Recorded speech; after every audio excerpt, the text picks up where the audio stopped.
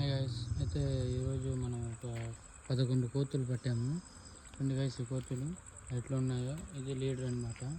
రెండు మొత్తం ఈ కోతులు అంతా మొత్తం పంటని నాశనం చేస్తాయి. ఇవే కోతులు అంటే ఊర్లో కోతులు వేరే, ఇవి వేరే గైస్. ఇది ఎట్లా అంటే జస్ట్ అడవిలోనే తిరుగుతాయి, పంటలే తింటాయి, కానీ ఊర్లో వచ్చి మన అల్లరి చేయవు.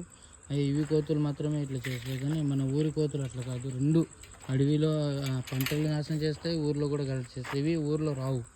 ఆల్మోస్ట్ అంతా పంటల్లోనే చూడండి, చుట్టుపక్కల ప్రాంతం మొత్తం పంటలే.